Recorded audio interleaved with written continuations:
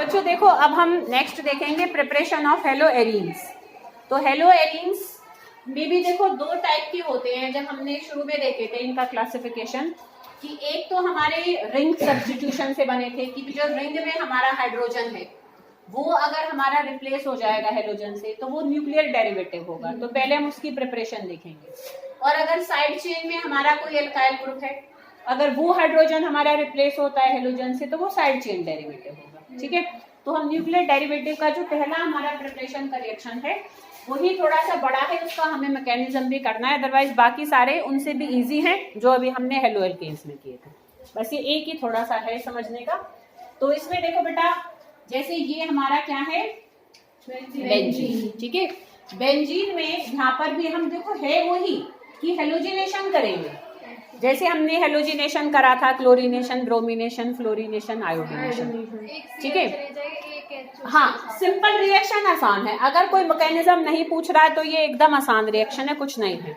और ये anhydrous AlCl3 की प्रेजेंस में होता है, मतलब कोई भी लविस एसिड FeCl3 भी हो सकता है। ठीक है, थोड़ा सा हम हीटिंग भी करते हैं। ठीक है, आई थिंक शायद टेम्परेचर भी मेंशन होगा। हाँ ठीक है, और हम सनलाइट के एब्सेंस में करते हैं बेटा। देखो अगर सनलाइट डाल देंगे तो हमारा साइड, तो हमारा जैसे कि ये तो सब्स्टिट्यूशन हो रहा है, अगर हम लाइट पास कर देंगे तो एडिशन हो जाता है, क्योंकि देखो इनमें तो डबल बॉन्ड होती है, डबल बॉन्ड पर जाकर Cl जुड़ जाएंगे और अंदर अनसेचुरेशन खत्म हो जाएगा। समझ रहे बेटा, triple bond double bond single bond में चेंज हो जाएंगे। बट अगर हम लाइट की, इसलिए हम लिखते हैं एब्सेंस ऑफ सनलाइट। अगर हम लाइट की एब्सेंस को रखेंगे और इसमें हेलोजन कैरियर को डालेंगे, इनको हेलोजन कैरियर्स कहते हैं।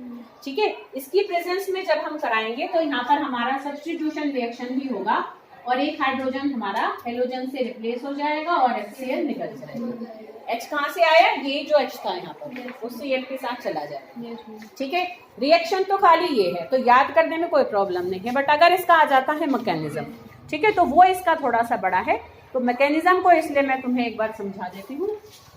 तो इसमें देखो बेटा क्या होगा कि सबसे पहले, क्योंकि देखो ये जो है ना हमारा, इसमें जो हमारा Cl2 है बेसिकली उसमें पोलराइजेशन करेगा क्या, ये जो लविस एसिड है हमारा। तो देखो जो फर्स्ट स्टेप है हमारा कि ये ClCl और ये AlCl3, क्योंकि ये इलेक्ट्रॉन डेफिशिएंट है तो ये क्लोरीन से ना थोड़ा इलेक्ट्रॉन खींचना शुरू करेगा। ठीक है, तो जिस एंड से ये एक तरीके से इलेक्ट्रॉन खींचना शुरू करेगा तो इसके पास आकर अट्रैक्ट होगा, लोन पेयर्स भी हैं, तो जिससे आकर ये बंधना शुरू करेगा वो पार्ट इसका थोड़ा थोड़ा नेगेटिव हो जाएगा। ठीक है बेटा, और मतलब इसमें पोलराइजेशन करेगा ये, कि ये जब हमारा खींचेगा, क्योंकि जब ये इससे खींचेगा तो ये इससे खींचेगा। ठीक है ना, तो एक Cl हमारा डेल्टा पॉजिटिव और ये वाला Cl डेल्टा नेगेटिव होने लग जाएगा, जिससे कि ये AlCl3 हमारा बंधना शुरू कर देगा। ठीक है, जिस पर आकर इसने अटैक किया होगा। ऐसे हल्की हल्की बॉन्ड यहाँ पर बनेंगे, देखो डॉटेड डॉटेड से बना रखे हैं हमने। ठीक है ना बेटा, उसको हम ऐसे करके भी लिख सकते हैं कि ये सब डॉटेड डॉटेड हम बनाएं, फिर धीरे धीरे ये इसके साथ जब बंध जाएगा ना तो ओवरऑल हम इसको ऐसे भी बना देते हैं कि AlCl4 डेल्टा नेगेटिव, क्योंकि वो उसी से बन जाएगा एल्यूमिनियम से बेसिकली। ठीक है, शुरुआत पहले वहां से होगी कि वो धीरे धीरे बनना शुरू करेगा। अब हमारा देखो रिंग में काम होना, ये तो फर्स्ट स्टेप है। अब सेकंड स्टेप मैकेनिज्म का क्या होगा, देखो ये इसमें पाई बॉन्ड्स है। ठीक है, कोई हाइड्रोजन ले लो, जरूरी नहीं है हम ऊपर वाला ही उठाएंगे, एनी हाइड्रोजन, सब बराबर ही है। अब देखो ये हमारा हाइड्रोजन है, यहाँ पर देखो ये हमारे क्या है, कार्बन, ये डेल्टा पॉजिटिव है, ये डेल्टा नेगेटिव है। अब ये जो हमारा Cl है, जो Cl पॉजिटिव वाला है, भाई वो भी तो अब कहीं अपना ठिकाना ढूंढेगा। भाई इस पर जब पॉजिटिव आ गया तो अब ये ढूंढेगा कहीं नेगेटिव चार्ज है, तो ये इस पर अटैक करेगा। कोई भी कार्बन, एनी कार्बन, सब डेल्टा नेगेटिव है। समझ में आ रही सबको बात। तो अब देखो बेटा धीरे धीरे क्या होगा, इसको मैं जरा मिटा देती हूँ यहाँ से।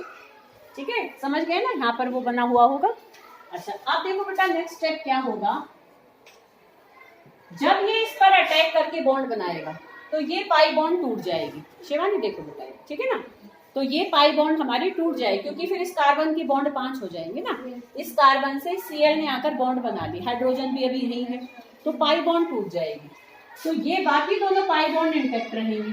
तो ये हमारा क्या है H, और यहाँ पर हमारा आ गया ये Cl। अब ये Cl एक तरीके से पॉजिटिव चीज लेकर आए तो वो तो खींच लेगा कार्बन से, ठीक है ना। तो अब इस कार्बन पर हमारा क्या आ जाएगा, पॉजिटिव चार्ज डेवलप हो जाएगा, ठीक है। अरे बेटा बात समझ में, क्योंकि Cl तो अपना इलेक्ट्रॉन लेकर आया है ना बेसिकली इसके पास, ठीक है ना। यहाँ पर एक मिनट कुछ गड़बड़ हो गई, डबल बॉन्ड हमारी यहाँ थी ना, क्योंकि मैं इन डबल बॉन्ड को ना ऐसे बना देती हूँ, ऐसे मैं तुम्हें इसमें भी समझा दूंगी, बट नोट्स में इसलिए मैंने एक बार कंफर्म किया, बॉन्ड मैंने उल्टी बना रखी है। तो तुम्हें अगर उन्हीं वाली बॉन्ड से ही अगर समझना है तो हम ऐसे करें, नहीं तो इसको ऐसे ही कर सकते हैं, ठीक है ना। देखो बेटा यहाँ पर क्या होगा, बेसिकली जब इस Cl ने आकर यहाँ बॉन्ड बनाई, ठीक है ना, तो इस कार्बन की तो 4 बॉन्ड बनी हुई है, ठीक है ना, इसकी तो बनी हुई है, वही मैंने यहाँ पर ये चीज गलत करी थी, इस कार्बन की तो 4 बॉन्ड बनी हुई है।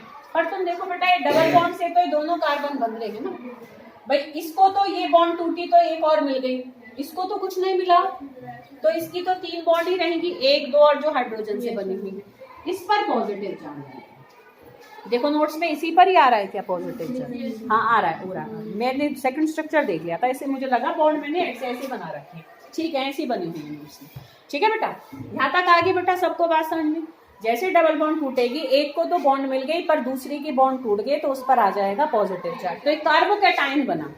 अच्छा रिंग में, स्पेशली बेंजीन रिंग में जब कभी भी ऐसे पॉजिटिव चार्ज किसी भी कार्बन पर आता है तो रिंग कभी भी उसको अकेला नहीं झेलने देती, मिलकर बांटते हैं सब उस पॉजिटिव चार्ज को, एक ही क्यों कमी को झेले, सब आपस में मिल जाते हैं। और देखो कैसे यहाँ पर रेजोनेटिंग स्ट्रक्चर्स इसी कार्बोकैटायन के 3 बनेंगे, ठीक है। अब देखो मैं इसका अगला रेजोनेटिंग स्ट्रक्चर बनाने जा रही हूँ। देखो बेटा क्या होगा, ये जो साथ वाली पाई बॉन्ड है इसके इलेक्ट्रॉन यहाँ शिफ्ट होंगे, ठीक है। तो अब इस कार्बन पे कमी आ जाएगी, इस पर पॉजिटिव चार्ज आ जाएगा, ठीक है। तो नेक्स्ट रेजोनेटिंग स्ट्रक्चर ये ऐसे का ऐसा ही बनाना है, तो ये तो कुछ नहीं छेड़ना, ये बॉन्ड भी ऐसी की ऐसी रहेगी। अब जो पॉजिटिव चार्ज यहाँ था भाई, इसको तो पहले यहाँ बॉन्ड थी, अब यहाँ बन गई, इस कार्बन की तो अभी यहाँ बन रही थी, जब ये इधर इलेक्ट्रॉन शिफ्ट हुए तो यहाँ बन गई, इसको तो मिल रही है पर इस पे कमी आ गई, तो पॉजिटिव चार्ज इस पर आ जाएगा। अब फिर ये यहाँ पर शिफ्ट हो जाएगी, तो पॉजिटिव चार्ज एक छोड़कर आएगा, मतलब ठीक है। अब नेक्स्ट पर आ जाएगा, ठीक है, पॉजिटिव चार्ज इधर आ जाएगा। आ रही बेटा बात समझ में, ठीक है। अब जब भाई कुछ देर तक तो पॉजिटिव चार्ज घूमेगा, इसको हम इस पूरे उसको सिग्मा कार्बोकैटायन, सिग्मा कॉम्प्लेक्स भी कहते हैं। एक तरीके से सिग्मा बॉन्ड का कॉम्प्लेक्स बना हुआ है हमारा, देखो ऐसे 2 सिग्मा बॉन्ड आ रही है ना हमारी, और ये हमारा रेजोनेंस स्टेबलाइज्ड कार्बोकैटायन भी है, ठीक है ना बेटा, क्योंकि पॉजिटिव चार्ज है, ठीक है। नहीं एक साथ नहीं लिख सकते क्योंकि दोनों अलग अलग बॉन्ड से जुड़े हुए हैं ना, एक ही बॉन्ड से तो नहीं जुड़े हुए ना बेटा, ठीक है। क्लियर, यहाँ तक आगे बेटा सबको बात समझ में। अच्छा अब इसके बाद भाई ये तो नहीं चलेगा क्योंकि है तो कार्बोकैटायन एक रिएक्शन इंटरमीडिएट है, कहीं तो ब्रेक होगा, ब्रेक स्टेबिलिटी की तरफ मॉलिक्यूल मूव करेगा, पर जो बीच में एक अनस्टेबिलिटी आई उसको उन्होंने मिलकर झेला। जैसे कोई परिवार में कोई बहुत बड़ी परेशानी हो जाए तो सब सदस्य मिलकर उसको झेल लें, भाई कहीं खाने की कमी हो कोविड में जैसे, तो भाई अगर हमारे पास 10 बिस्किट हैं, 5 जने तो सब 2-2 खा लें बजाय के 1-10 खाए, तो मिलकर झेलने से सबके थोड़ी सी सर्वाइवल के चांस तो बढ़ेंगे ना। तो उन्होंने मिलकर उस मुसीबत को थोड़ी देर झेल लिया। तो अब थर्ड स्टेप में क्या हुआ हमारा, देखो कोई भी इसमें से हम कार्बोकैटायन को उठा लें, एनी कार्बोकैटायन, ठीक है। तो ये जो हमारा कार्बोकैटायन बना था,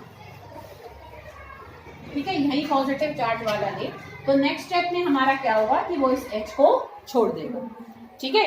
क्योंकि क्या होगा, ये जो भी पॉजिटिव चार्ज है अब ये ज्यादा देर तक तो झेलेगा नहीं, जैसे ही हाइड्रोजन के पास आएगा, चाहे यहाँ आया चाहे यहाँ आया, वो इससे इलेक्ट्रॉन खींच लेगा। क्लोरीन से तो खींच नहीं सकता, क्लोरीन हाइड्रोजन से ज्यादा पावरफुल है, तो वो हाइड्रोजन से खींचेगा, तो हाइड्रोजन अब एज H पॉजिटिव आयन निकल जाएगा, ठीक है बेटा।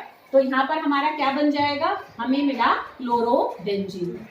अब ये जो हमारा H पॉजिटिव बना था, ये जो AlCl4 नेगेटिव था ना, उससे Cl नेगेटिव को खींचेगा, और AlCl3 तो क्योंकि कैटलिस्ट का ही काम कर रहा था, वो वापस से AlCl3 ही रह जाएगा और फिर किसी दूसरे मॉलिक्यूल पर अटैक करेगा।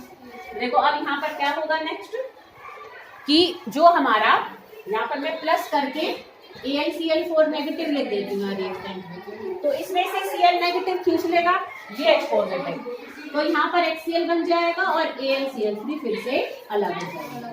ठीक है, समझ में आई बेटा बात? तो इस तरीके से 3 स्टेप में हमने इसका मैकेनिज्म देखा ऑफ हेलोजिनेशन ऑफ बेंजीन। हाँ बोलिए।